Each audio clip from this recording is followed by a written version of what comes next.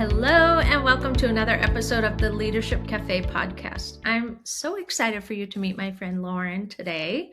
She is the Director of Partnerships and Marketing for Reason One. She focuses on growing the agency's impact through really thoughtful alliances and messaging. And I have a lot of thoughts about that, and I know she does as well. So we'll dive into that.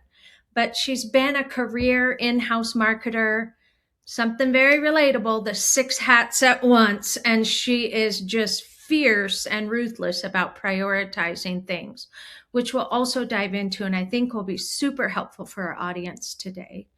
And little fun fact, she's the host of a podcast, For the Better, a regular speaker at healthcare industry events, and she's the incoming president for the Carolinas Healthcare PR and Marketing Society, CHIPRMS, known affectionately in the industry. And most fun of all is that she regularly performs improv and stand-up comedy in her hometown of Charleston, South Carolina, which I love Charleston. My first time I was there, I was like, why do cities not do this and put a beautiful little park on every block or every other block? Why do they not do this? They don't in the West. So love Charleston. Lauren, thanks for being here. Thank you so much for inviting me, Sally. And I have to say, this is an absolute treat. It's very rare that I'm on this side of the desk in a podcast. So I'm delighted to be here and really excited too about your agency and what you guys are doing and trying to affect change in healthcare and nonprofit. So this is kismet. So happy to be here. Nice. I love it. So Lauren, of course, works for Reason One, and they're all about accessibility and website and stuff. And we'll get into that a little bit later. But really today I want to talk about Lauren and what a fabulous human she is, the things she does, and the way she operates in her role. And then we'll touch on Reason One at the end. Sound like a deal? Sounds great.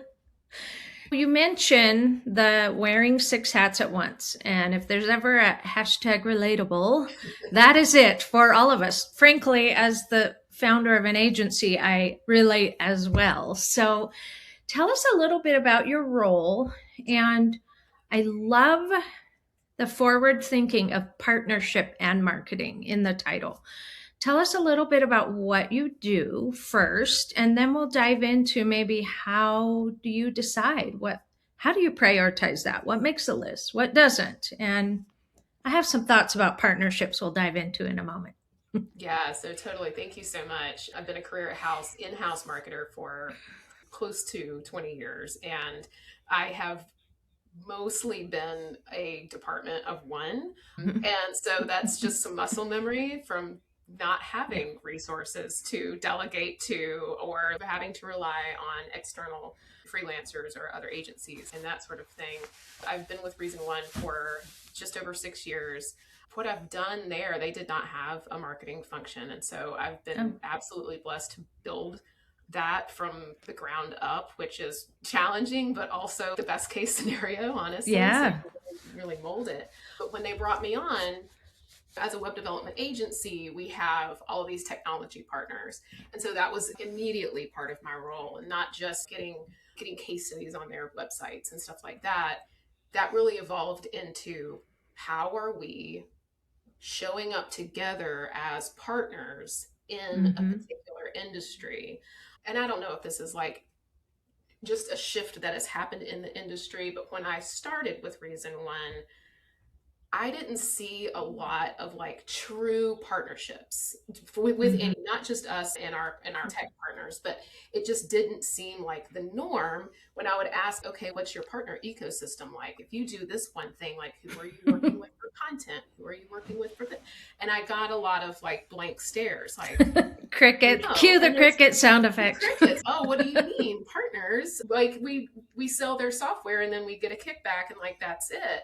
And I have seen this shift in the industry as a whole over the last 6 years. And I think folks are really realizing that it is easier and frankly more fun to have a network of trusted friendlies where we are all like moving towards the same end goal. The other thing is that you see agencies that are trying to do everything. And that's not always the best for the client. Right. We have really chosen to create an ecosystem of experts. What we know is the website. We are not trying to be a branding agency. We are not trying to be an SEO agency. We're not trying to be content. And so it's better for us, better for our clients if we can say, yes, you've hired us for this one thing. And we have these folks that are really awesome at the other things that are going to be required to make our website that we build for you really sing. And that runs the gamut. And then that has the added benefit of you're bringing them into deals, you're bringing them into clients, and then they've been recommending you into other deals too. So that's one aspect of it. The other aspect is that even with the technology side, that is changing too. It's no longer transactional.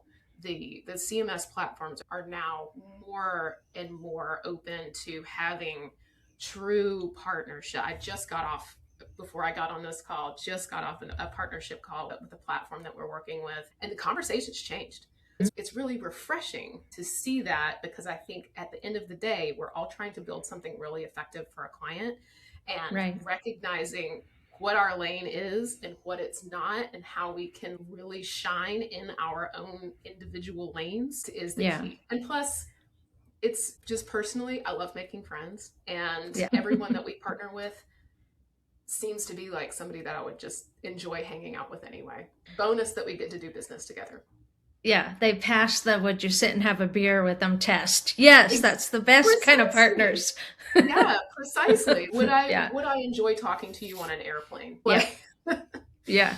And we do branding with clients, and we ask them, one of the questions we have on the intro survey we do with them is, if your brand walked into a bar, what would it order and what would it be wearing? I think it's so important for brands to not be so stuffy, but partners to not be so stuffy. And I've also noticed the shift of almost this rising tide floats all boats mentality of, I'm not going to be so precious about my little thing that nobody can know the secret sauce, because honestly, between AI and Google, most people could figure it out anyway. So there's no need to be so sweet about our little offer here that nobody else can do. There's plenty of business. 100%. There is no secret sauce. We are all doing the same things. At the end of the day, you can hire me, you can hire somebody else, and you still get a website, right? But where the partnerships come in and where the differentiation comes in is 2 layers into that onion. Do I want to spend time with you? I have a Substack that I write, and also just a mantra that I have that's like, my table is infinite, and guess what? My competitors are welcome. Yeah. Because they're not really, when you really get into it, we're not the same.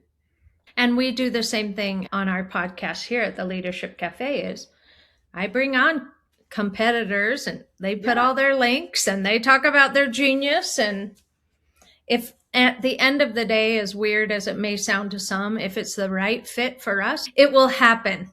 Exactly. It will happen. So I'm not so territorial about things, because I'm not the right answer for everybody, for sure. Yeah. I believe the exact same thing. Yeah. Yeah.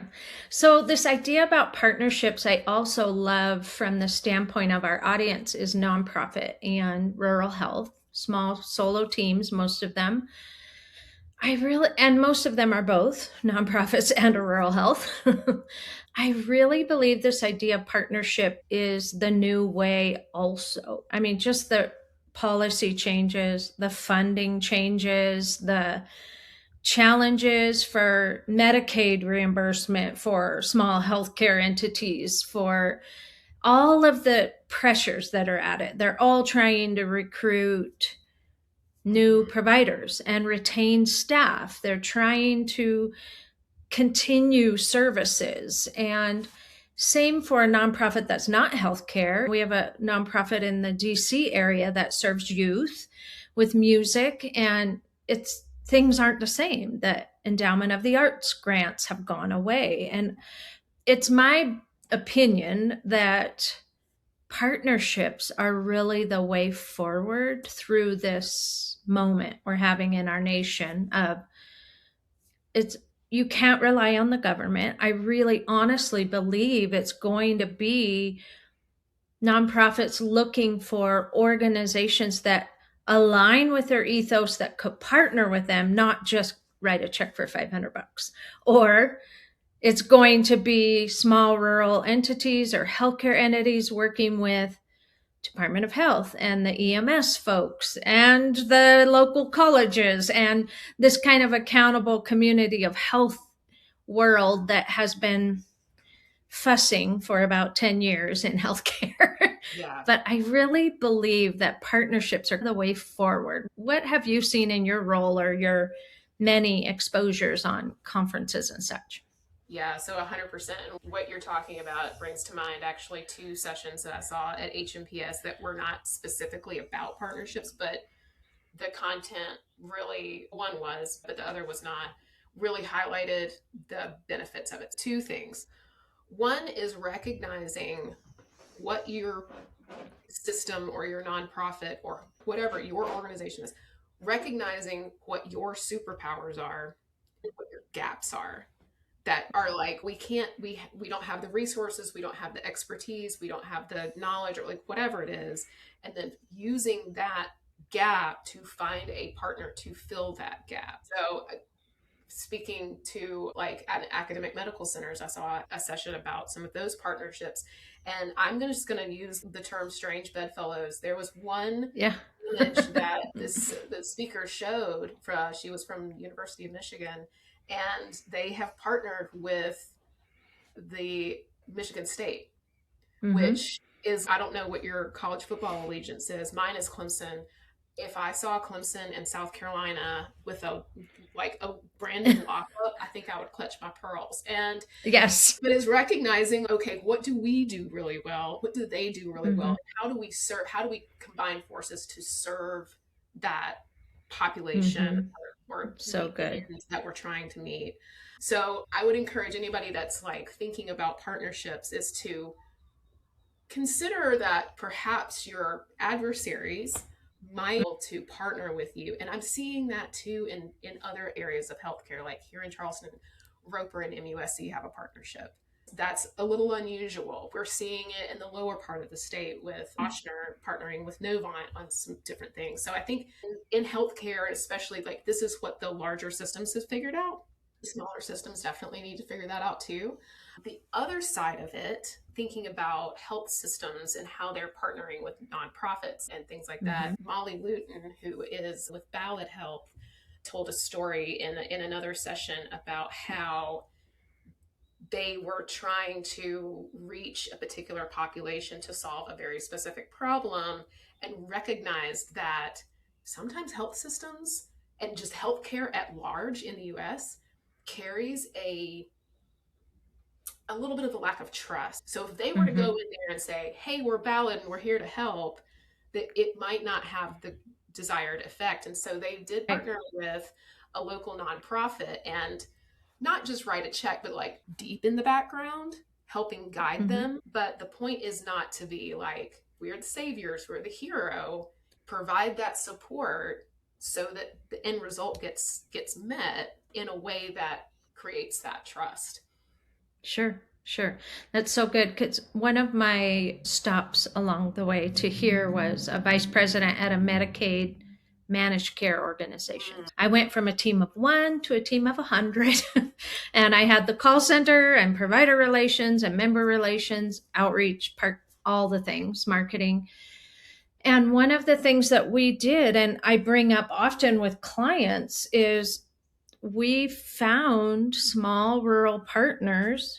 Listen, your health insurance payers have regulatory requirements to do the same outreach you're trying to do for diabetes, for care management, for high blood pressure, for all the things, prenatal. And they have a lot more budget typically, but there were a lot of times when we paid for, designed, and mailed mailers to their entire region for this little hospital about maternity services or something, because it was a win-win. It worked for us to report as part of our initiatives and efforts to connect our members who are their patients to care. And so I think that odd bedfellow idea is something that we just get so in a silo, and we all want to create a wheel.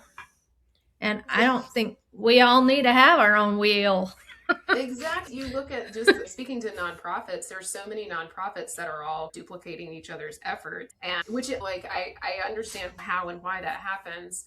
But if you're in a position where you're trying to expand just a little bit, don't try to do it yourself. There's somebody out there that's already doing it. And here's the Department of Unintended Consequences. You end up learning so much more from these folks that have like a very specific, deep expertise. Right. They'll learn from you. There's really, unless things go sour for some reason, politics or something like that, like it, you're right, Sally. It is the way of the future. And it's actually really heartening to see in a time where you're so divided as like the business community is adopting unity as as a strategy.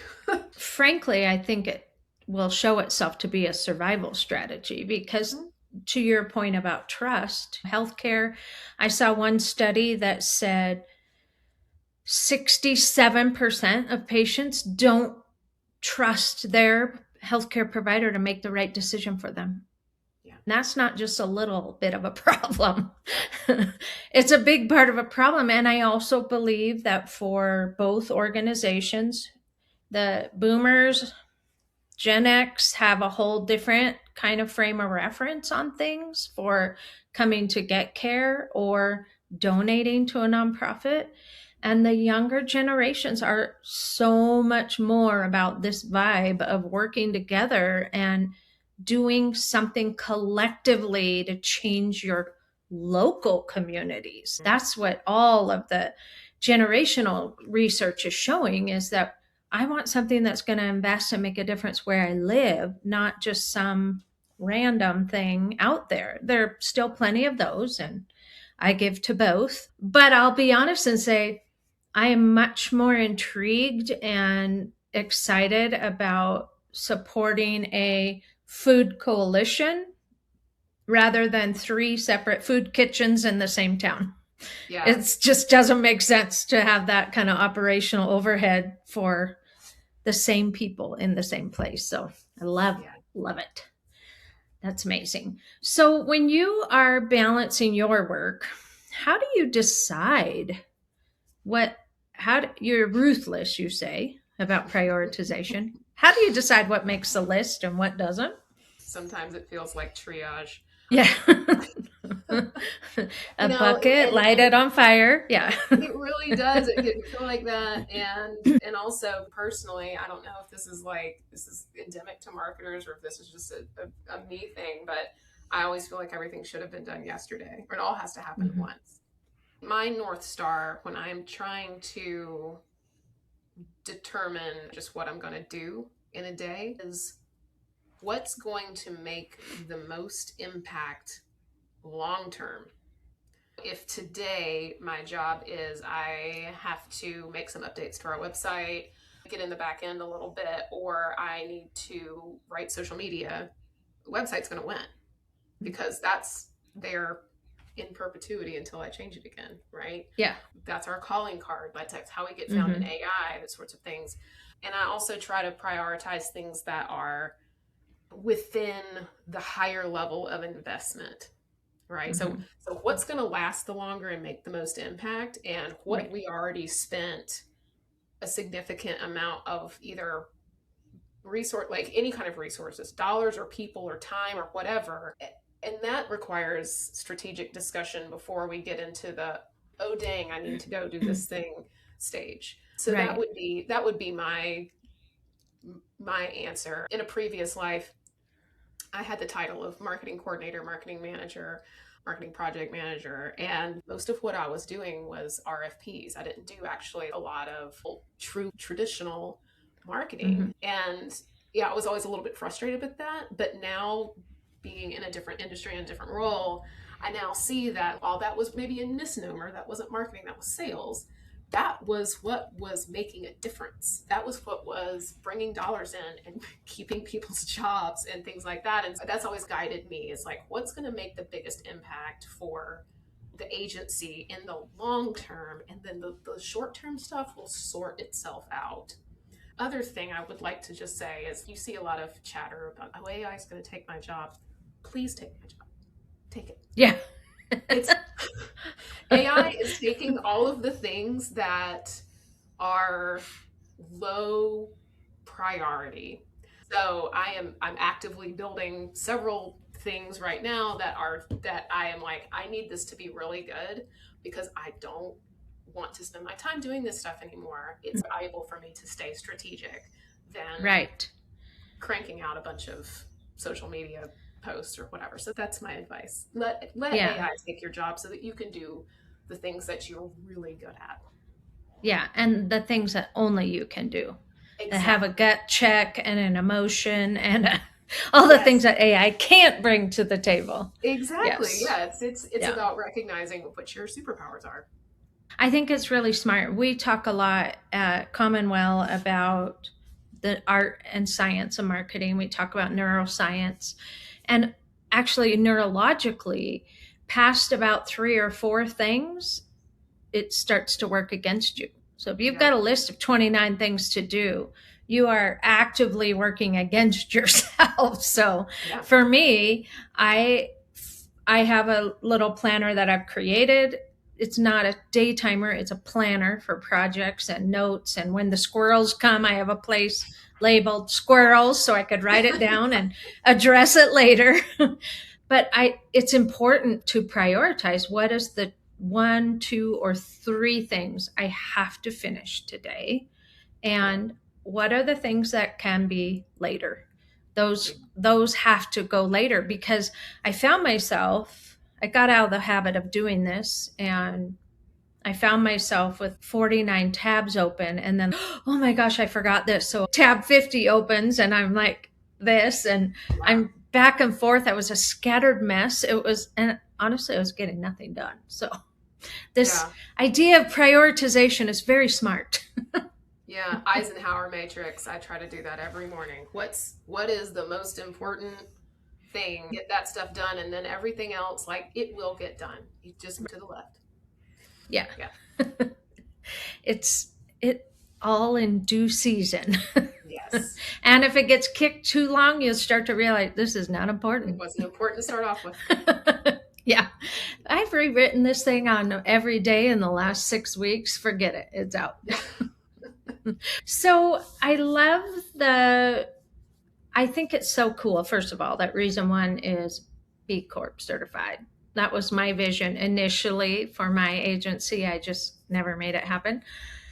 And I think there is a natural flow from that kind of center to this whole partnership approach that you talk about. I think it's just a different way of being as an organization, which I love. And I know that you all are very passionate about the internet and accessibility. Of course, there's the compliance element. Section 508 of the Americans with Disability Act, if you don't know what we're talking about, and you're in a nonprofit or healthcare, you need to get on the Leadership Cafe and ask questions because it is a requirement if you receive federal funding of any kind. And most of you do somewhere. The requirements have been kicked again. They've been talking about it for years. Parts have been implemented, blah, blah, blah, all that. But what I love about what Reason 1 does is that it's not just a compliance framework. It's almost a human right framework where the internet is for everybody and everyone should be able to access it. And really this whole act is talking about the nuances. Some of them you can do yourself. Some you'll need an agency like Reason 1 or somebody expert to do, to find out what are the things on a website that we don't even think about that people with a visual disability or a hearing impairment or other physical disability, whatever, or even just plain representation, recognition is what I prefer better. Representation feels a little performative. I'm going to throw the image up of a Asian, an African American, a white, an old, and a young. There we are. What are the things that you have seen, like maybe one or two things that are just really common that would fall in a marketer's purview that we might not be thinking about that comes to accessibility? Yeah, so I'm going to start really high level and just say that aside from making sure that your website is WCAG 2.1 compliant, which will come into play in May 2027. I'm so glad that they gave everybody another year to do this, because I've started seeing a lot of plugins, accessibility plugins, which are actually worse. Oh, interesting. Yes, don't do those. Do not use a plugin. Don't use a modal. Yeah. But it all comes down to trust. And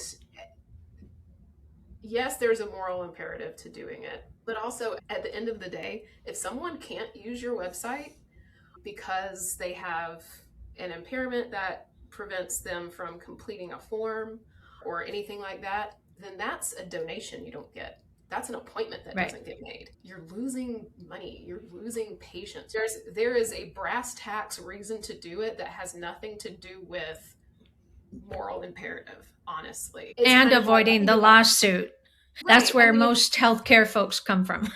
No, if you're a marketer and you have to convince a CFO of something, talk to him about money. Or you're legal, talk to him about avoiding a suit. Because some of these things can be expensive to fix. So what can a marketer fix?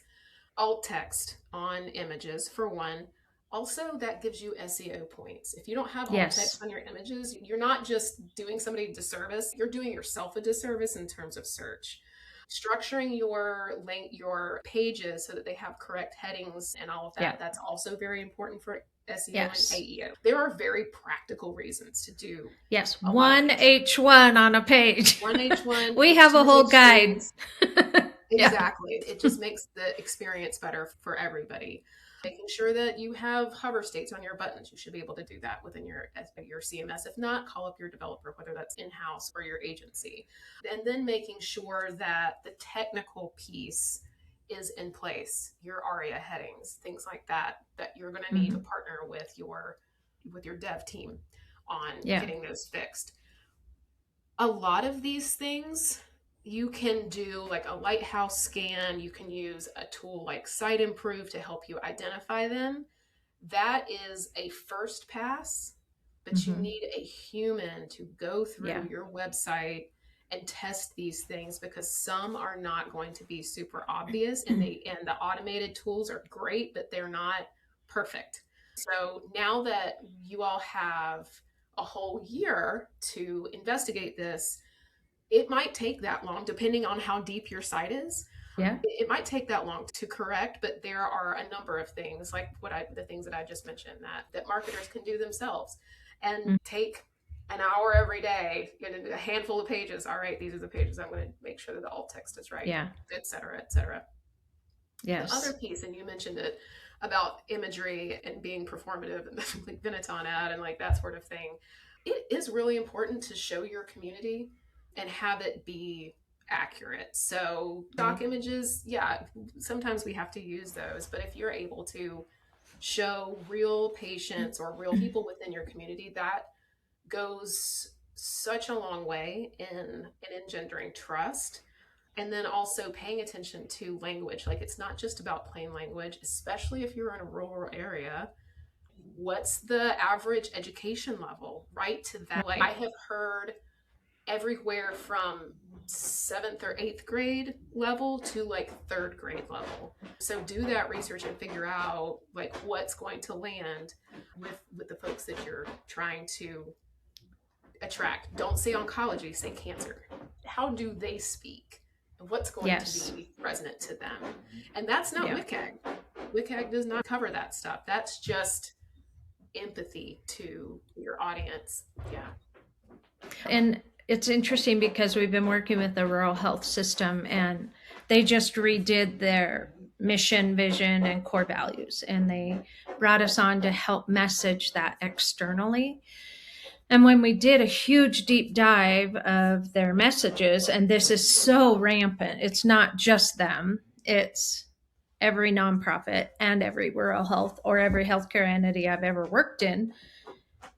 everything was about them, about my building, my robots, my facility, my care, my whatever. And from a neuroscience standpoint, the brain takes 2 to 8 seconds to decide, and this is all subconscious, is this even for me? Yeah. So if we've got the messages that are all about us, or it says radiology and my orders for a CT scan, and I can't connect those dots as a patient, we've lost them. And so that's why, even if it's not specifically on the requirements that are mandated by the government, there is real engagement and real science behind, oh, I recognize myself in this photo or in the way you said things. And so it's backed by science. It's not just a good opinion or a nice feeling. It is a foundation of, to your point, building that trust with consumers. And in healthcare and in nonprofits, that is our currency. That's our biggest brand differentiator we can work on. Trust. 100%. And especially when it comes to hospital websites, and you know this, no one's going to a hospital website just because they want to. They are at best nervous about something, even if it's like an exciting thing like having a baby. At best, they have some level of anxiety. At worst, the worst day of their life. So understanding that stuff is happening in their brain as they're trying to navigate and get information and figure it out, make it so easy. And I don't know that we could ever make it pleasurable necessarily, but we can make it less awful. Yes.